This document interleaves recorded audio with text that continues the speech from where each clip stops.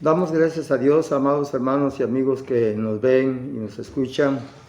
Bueno, ya tenemos la Semana Santa, como normalmente se le llama, el día 2 al 9 de abril. En esta semana, pues con mucha pena, desafortunadamente, pues la mayor parte de las personas se van a los lugares turísticos de paseo, de pachanga, a los balnearios, a las playas, y desafortunadamente algunos pastores, ministros, que teniendo una iglesia dejan cerrada la iglesia y se van con toda la congregación, cada uno por su lado, en estas vacaciones. Hoy podemos ver un mundo que ha olvidado algo que es inolvidable. Si en algunos sucesos que se dan en la sociedad o de algunos personajes que llegan a tener fama, reconocimientos, o un suceso como el día de la expropiación petrolera, el 17 de junio, de la Constitución Política del 15-16 de septiembre, de la libertad, el 20 de noviembre, Revolución Mexicana, en fin, pudiésemos mencionar muchas fechas, días de festividades de la nación, del país, y día con día el hombre se ha ido alejando más de Dios, de tal manera que se han olvidado hasta de lo que ocurrió la última semana en que Cristo estuvo aquí en la tierra como hombre. Yo quisiera recordárselos y voy a tratar de resumir lo más que pueda este mensaje, ya que es un mensaje de 3 horas. Sin embargo, debo llegar hasta ustedes para mencionarles que en la Iglesia Cristo, el Divino Redentor del Concilio Nacional de las Asambleas de Dios, día a día nosotros estamos siempre adorando y alabando a aquel que vive y reina por los siglos de los siglos. Por lo tanto, vamos a tener un programa a partir del domingo 2, que será Domingo de Ramos, y luego vamos a tener el lunes de autoridad, que es el día lunes, martes de controversia, miércoles de retiro, jueves de intimidad, viernes de crucifixión y sábado de gloria, como se dice. No tenemos tiempo para explicar todo eso, y el domingo de resurrección, que tenemos un servicio a las 5 de la mañana y luego a las 10 de la mañana y todo el día. Voy a tocar solamente el tema de las 7 palabras en la cruz.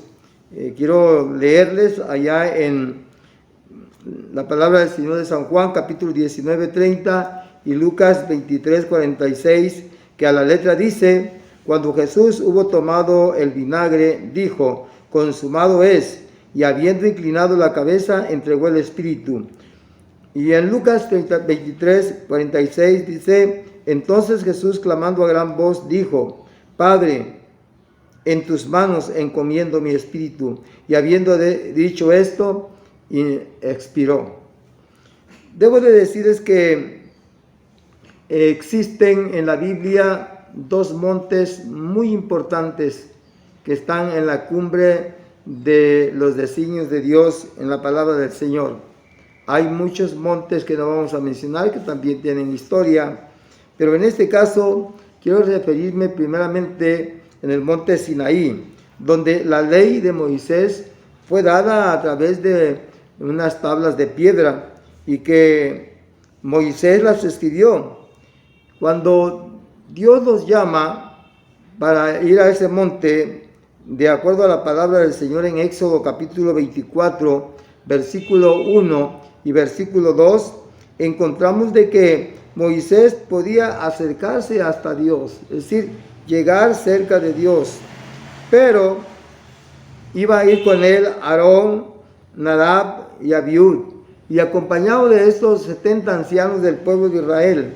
Y algo contrastante acá de lo que quiero mencionar: si usted se da cuenta, nada más Moisés podía llegar hasta la presencia de Dios en la cumbre del monte Sinaí, pero a la mitad tenían que quedarse los 3 acompañantes, eran Aarón, Nadab y Abiú, y más abajo los 70 ancianos de Israel. Es más, no podían acercarse ellos ni siquiera donde estaban estos tres personajes, menos llegar hasta donde Moisés llegó. Esto me hace recordar lo que dice la palabra del Señor en el Nuevo Testamento, y nos explica también en el Antiguo Testamento acerca del templo. El templo judío, el templo de Salomón, el que construyó, tenía un lugar que se llamaba el lugar santísimo, el lugar santo, y luego venían los atrios de los varones judíos, de las mujeres y los niños, de los levitas y sacerdotes, y al último estaban los atrios de los gentiles. Entonces, si usted se da cuenta, algo similar de esto ocurría acá. En el templo solamente el sumo sacerdote podía entrar cada año, una vez por año, en el lugar santísimo. Pero en el lugar santo estaban pues los levitas, colaboradores, sacerdotes, y fuera de ello, en los atrios, pues ya estaban el pueblo en su clasificación respectiva. De igual manera, en el monte Sinaí, solamente en la presencia de Dios, que vamos a decir el lugar santísimo, podía estar ahí Moisés.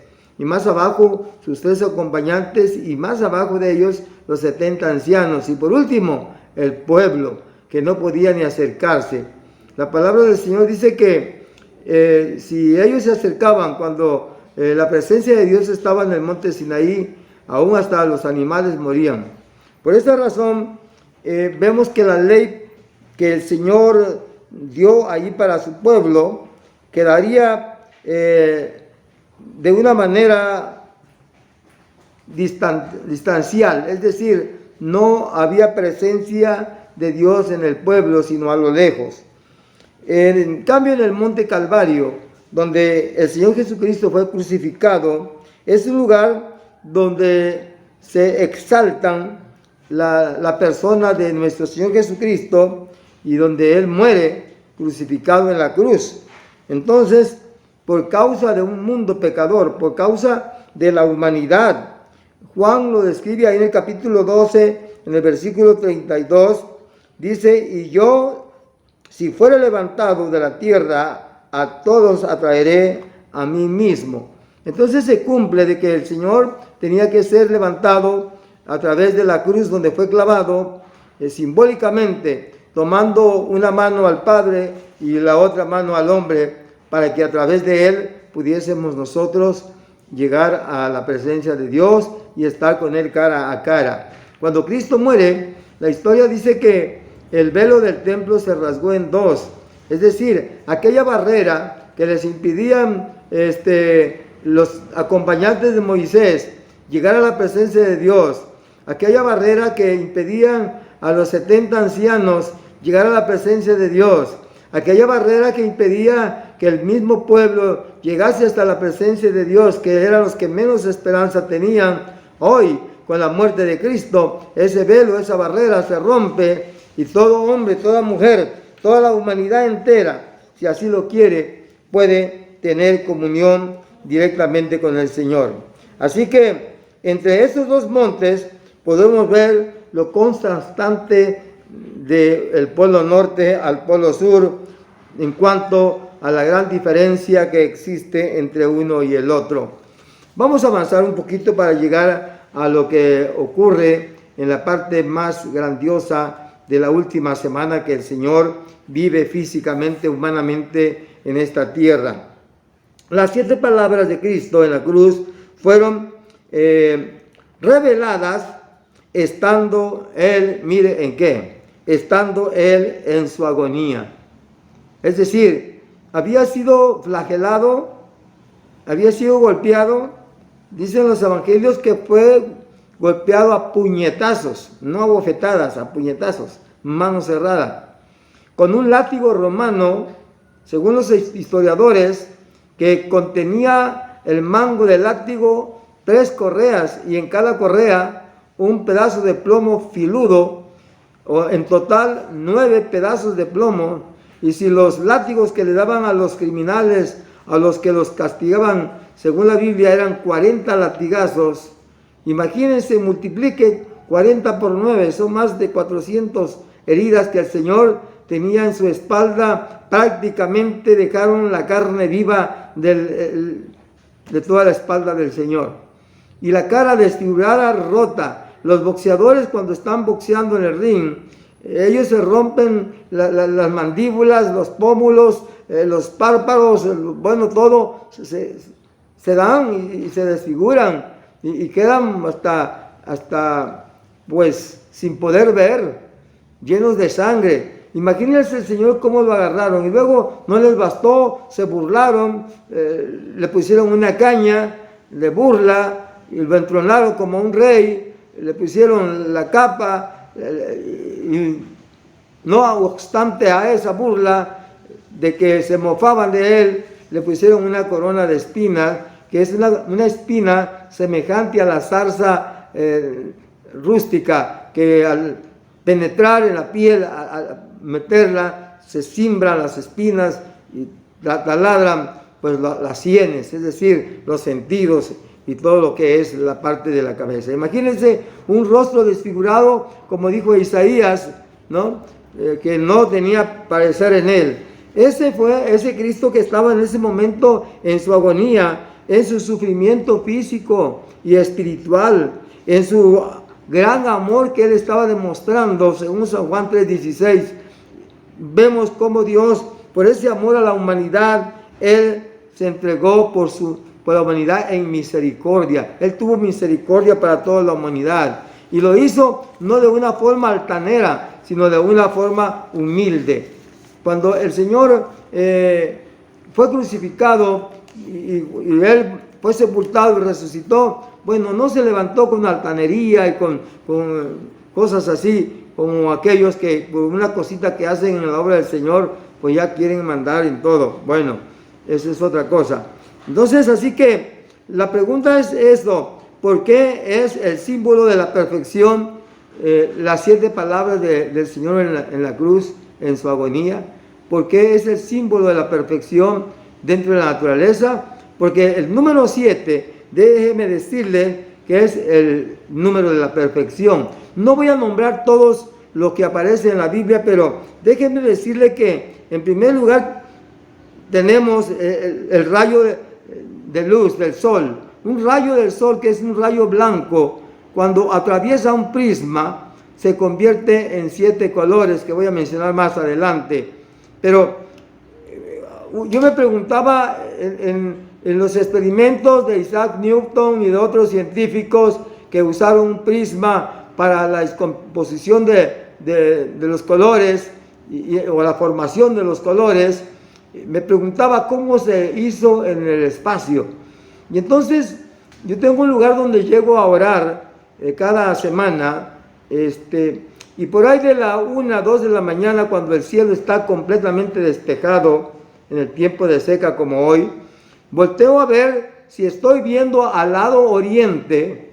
Cuando volteo a ver hacia los cielos, yo veo la Vía Láctea de ese lado del círculo, o sea, al lado oriente. Y si me doy la vuelta y mirando al lado poniente y volteo hacia arriba, veo el círculo que está al lado poniente. Y yo digo, ¿cómo está eso? Si estoy de este lado, yo veo el círculo de la Vía Láctea así. Y si me doy la vuelta, lo veo al revés también. Bueno, mi conclusión es que en el espacio, dentro de nuestra galaxia y dentro de nuestro sistema solar, dentro fuera de lo que es nuestra atmósfera, encontramos un círculo. Y entonces ahí vamos a ver que al atravesar los espacios, el rayo de luz del sol, hay una descomposición, igual que en las gotas de agua cuando están lloviznando y entonces sale el sol, pues los rayos del sol atraviesan esas gotas de agua y forman los colores. Muy bien, vamos a seguir con respecto a eso. Los nombres de los monumentos que los hombres mencionaron como las 7 maravillas. Y cuando hablamos de las 7 maravillas, estamos hablando de un mundo antiguo que, aunque ya no son los mismos hoy en día en el sistema moderno, pues existen 7 lugares que se le llaman las maravillas del mundo, que voy a mencionar más adelante. También tenemos las 7 notas musicales, donde salen todas la música. Si usted aprende a tocar un órgano y una guitarra, pues ya aprendió todo, porque ahí están todas las escalas, ¿no? Do, re, mi, fa, sol, la, si, do, si, la, sol, fa, mi, re, do. Y bueno, y ahí están todas las notas musicales, que son 7, donde salen todo tipo de música. 7 son esas notas musicales, pero también la Biblia nos dice que el Señor terminó la obra de la creación de este mundo en 7 días. En el capítulo 2, el versículo 2 y 3 de Génesis, ahí encontramos cómo el Señor terminó de hacer toda la creación en el 7º día. O sea, trabajó todavía el 7º día. Muchos dicen que pues el día no trabajó. No, sí, trabajó. Si usted lee bien el capítulo 2 y versículo 2 de Génesis, encontrará como que gramaticalmente entendemos que el Señor trabajó desde el primer día hasta el 7º día. Pero al terminar el 7º día reposó. Es decir, terminó de trabajar en el 7º día. Así que, señores, los que no trabajan el 7º día, los invito a que también doctrinalmente fue dada para el pueblo de Israel, porque dejaron de adorar a Dios y a ellos se les designó que tenían que dedicar ese 7º día, no trabajar, para que tuvieran tiempo de ir a la iglesia, o decir, de adorar y servirle a Dios. Así que no está diciendo para que todo el mundo no trabaje. Bueno, es un tema muy bonito que algún día lo vamos a tocar.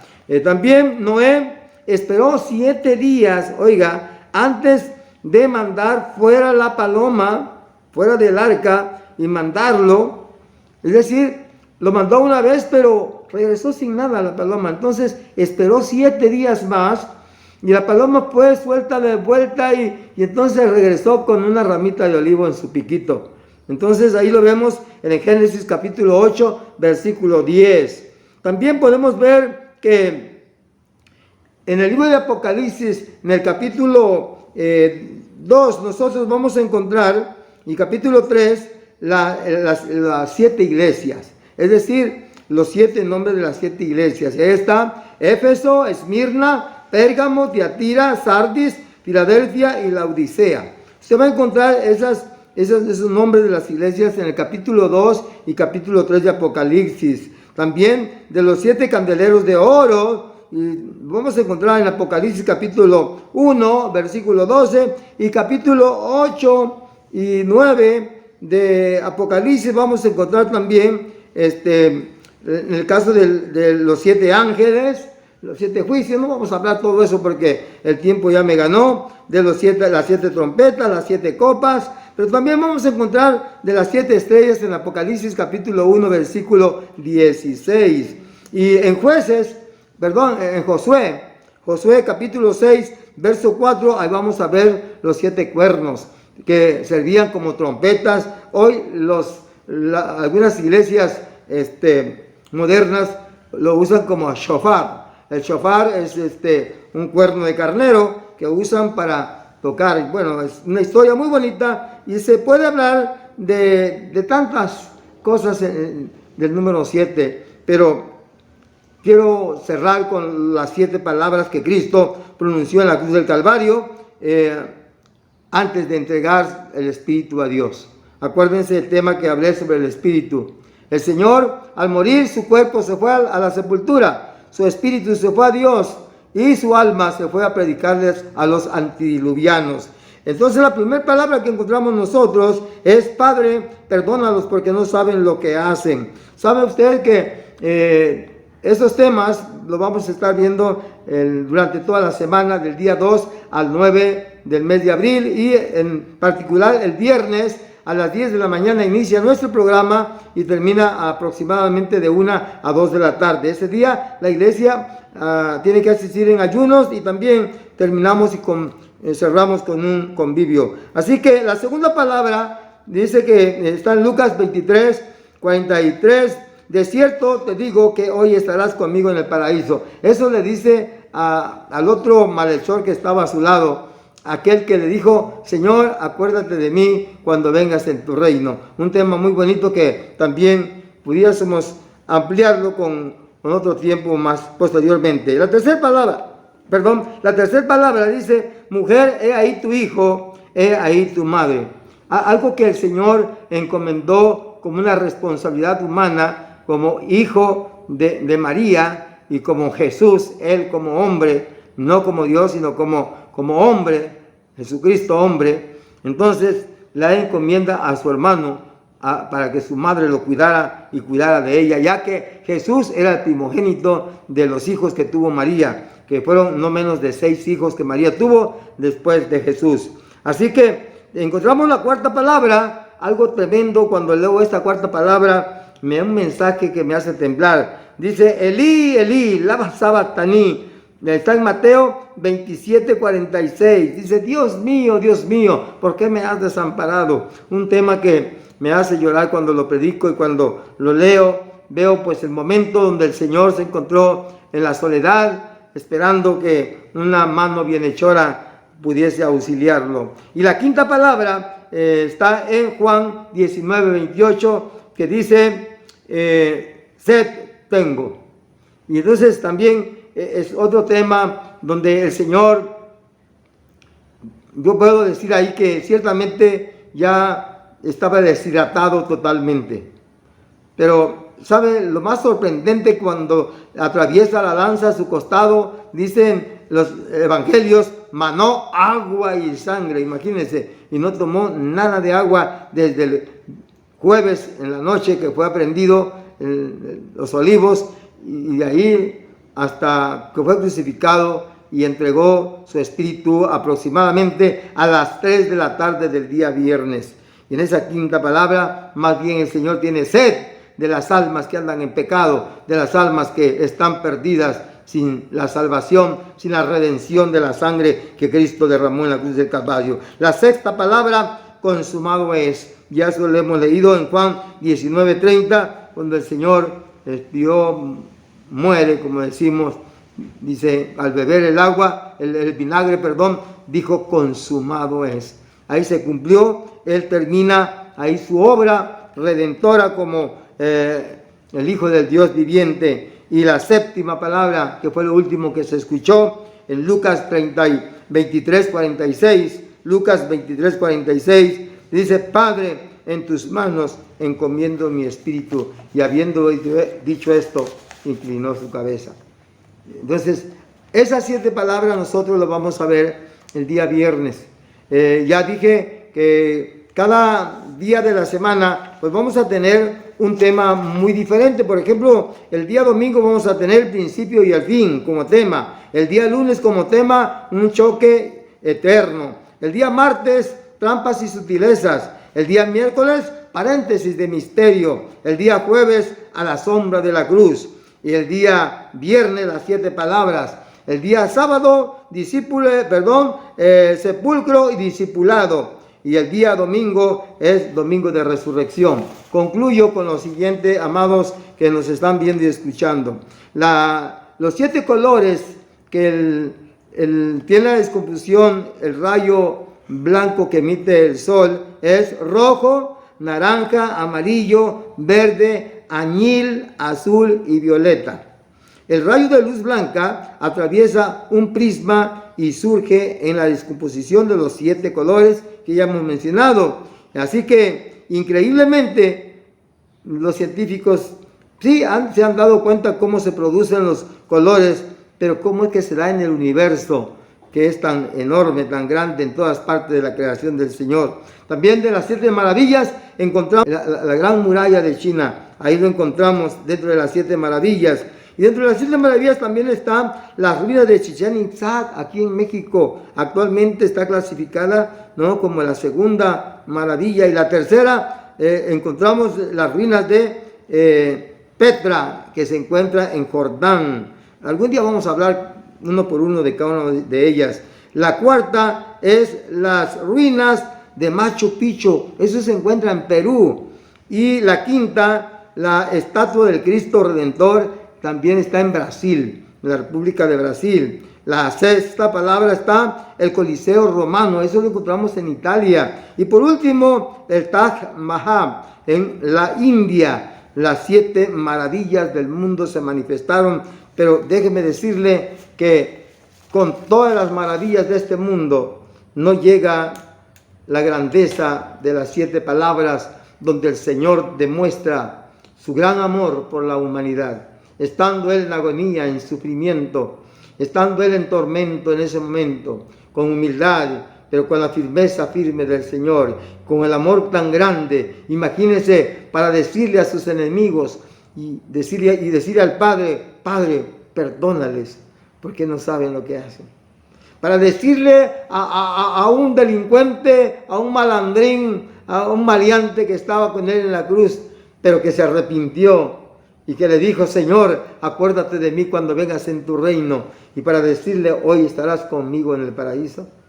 La encomienda que Él le da a Juan, a su hermano Juan, para su madre María, y saber el cuidado que debemos de tener los hijos, a nuestros padres, a nuestros abuelos, y todo eso que acabamos de ver, amados hermanos. Quiero hacerles una invitación muy grande. No se vayan a los balnearios. Va a pasar porque están en un lugar donde no deben de estar. Es mejor que si tú vas a la iglesia y tú le sirves a Dios, y si llegases a morirte, pero te vas con Cristo porque le estás sirviendo a Él.